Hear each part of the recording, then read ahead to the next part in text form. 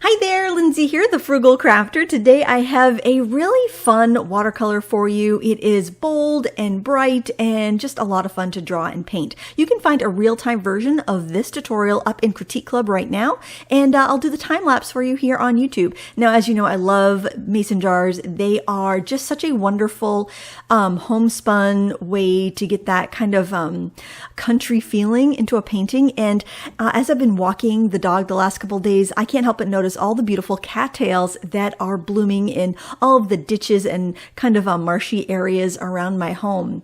These flowers tend to come out, I don't know if you call them flowers actually, these plants tend to bloom late in the summer, so you'll see them in August all the way through to September, and painting cattails was always one of my favorite subjects when I had my studio downtown. It was nice to be able to pick a big bunch of them or several and have them on different tables for people to look at, to paint from. And there's just something really satisfying on putting the color into those kind of corn dog shapes and watching it kind of just kind of mix and mingle. I'm just sketching with a regular old pencil, and I've kind of sharpened it so with a knife so I have a long lead, and that just allows me to sketch very loosely. Now what I'm doing here is just kind of wetting the paper here and there because I want to get a bunch of color overall. And I'm using my Turner watercolors, but of course you can use whatever you like. And I'm going in with a little bit of yellow ochre to kind of tone the paper.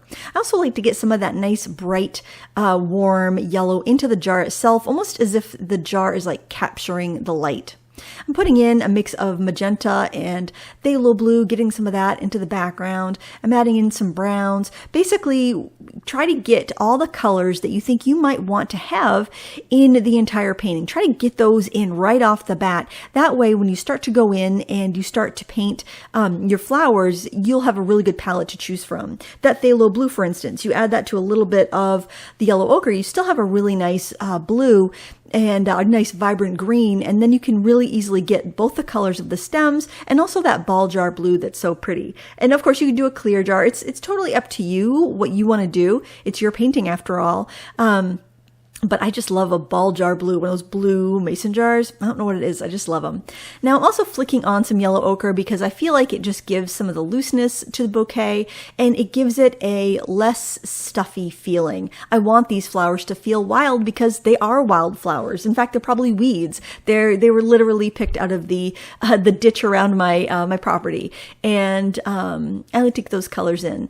And I also feel like this is very accessible because anyone can go outside.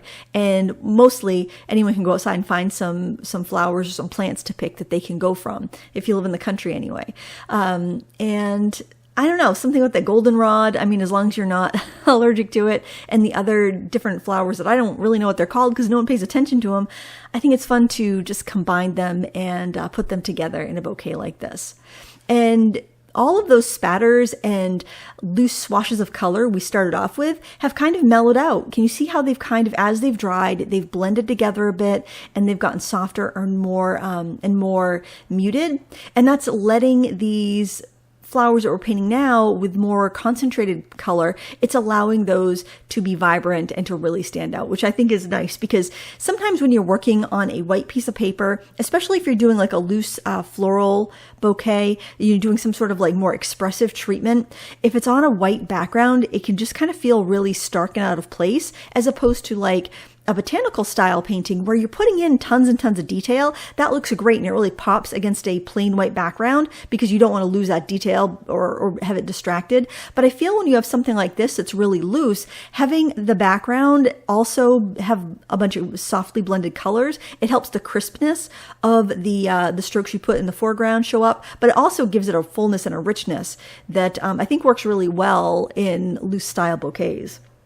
Now, when you're painting things like blades of grass, or, the cattails have these really thick leaves, they just look like kind of long grasses, you want to use those big round brushes, and you want to practice your brush control. See how I'm holding my brush like almost at a 90-degree angle with the paper?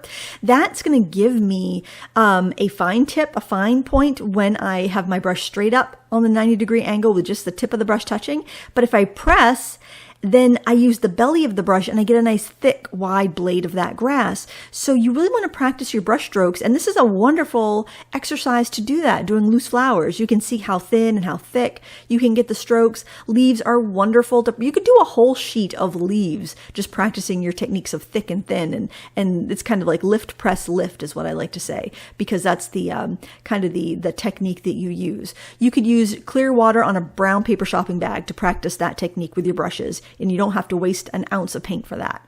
Now here, what I recommend is letting your colors blend together on the cattails, and use a little bit of salt to help get some of that texture. Because if you've ever had cattails, if you've ever picked them and brought them in your home and forgot about them, you know that they can kind of pop and like get fluff will get everywhere. So by putting the salt in there, it almost gives the feeling of that texture when the cattails are about to pop and go fluffy on you.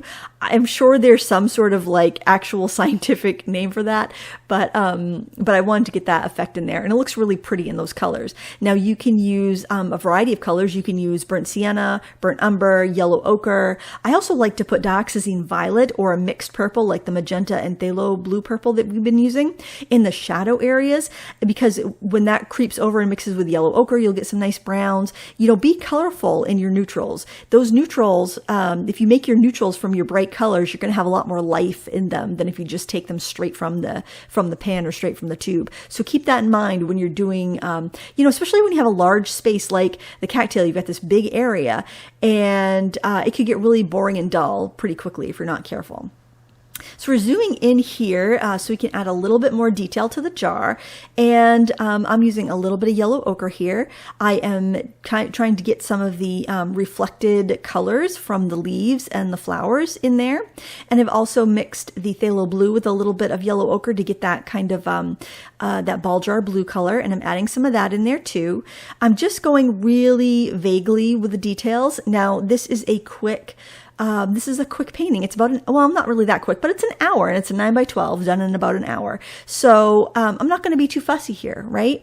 I want to just suggest details such as the writing on the jar, such as the edges of the jar and the water line. This is not a botanical. This is a more loose representation of a floral. So I just want those kind of like loose and splashy colors. Now I do want to have some contrast, so I want to have some darker color down here at the bottom of the jar where it's touching the table. It's going to be a little bit darker. Where there's a cluster or overlapping stems, it'll be a little bit darker. And then I'm going to let that dry. And I brush the salt off so you can kind of see where we're at here. And now we're going to just refine things a little bit. Now I mixed the burnt umber with a little bit of phthalo blue, and I think I had to add maybe just a little touch of magenta in there to make it more black. And I went and painted the little iron or wire thing that would like clamp the cover down on the ball jar. So I painted that in there. I think it adds a nice dark weight to that portion, and it also kind of grabs some of that color from the shadow of the cattails and brings it down into the vase. So I think it just kind of unifies it a little bit. And I'm warming up part of the blades of grass with a little yellow ochre on the tips. And I can go dark in areas as needed and just basically kind of fill in as I see like, oh, I want another little leaf there, or I want to darken that stem. It's basically kind of like cooking, and you're adding salt to taste. You're just kind of tweaking it a little bit till you get the look that you're after. And there I actually had the vase of the flowers in front of me, so I could actually pick it up and look at it and see how it looked. So that's another important thing. If you live in an area where you can go out and pick some leaves or flowers, weeds, what have you, actually, picking them if you can versus working from a photo can be really helpful, because when you're confused, you can actually pick up the flower and look at it and see what need to be changed. Now my shadow needed a little bit of coaxing a little bit. So on the edges, when you have a bright jar like that, I often notice that you'll see the color of the glass in the middle of the shadow, but then you'll see dark on the edges where you have the thickness of the glass, and that's just what I was doing there. And now I am using some colored pencils to bring out the detail in the text on the glass, add some highlights, add a little bit of depth and texture to the iron metal portion, that wire part, and just kind of refining a little bit as needed. You don't have to do that though. There's no reason you have to use colored pencils if you don't want to. I just like to. It's I enjoy being a mixed media artist, but if you don't want to do that, I think it's really pretty without that as well. Obviously, I preferred it with the colored pencil, and that's why I added them in. But I'm not using a ton of pencils either. I'm just adding a few. Now, another thing that I like, because we have so much dense color there, is that we can put these little tiny, they're almost like little button daisies, I would say. We can go in and draw some of those little fringy white petals with a white gel pen or a white Posca marker or a fine tip brush with some white gouache. It's, I think it's such an effective way to use a large, dark area that maybe is lacking a little bit of definition. You can go in there and break that up with a white pen. So again, that's up to you. You don't have to make it mixed media. In this picture, you can see the detail of the salt and see why I like to use that in those larger corn dog areas. I can't help but call it a corn dog because I've taught so many children this lesson, and they always call them corn dog flowers. And I giggle every single time I think about that. And then just go through and touch up anything that you need to, like flower centers or whatnot, with your paints. And you can go back and forth. Just make sure if you're going in with pencil or pen that your paper is dry underneath. Otherwise, you could damage the paper or damage your pen. And I'm doing some little white gouache splashes to finish it off. And that's all there is to it. I want to thank you for watching. If you'd like to see a real-time version of this, please check out Critique Club. It's only $5 a month, and you get access to all past tutorials as well as monthly prompts, and you can upload your work for feedback from me. Thanks so much for watching. Until next time, happy crafting.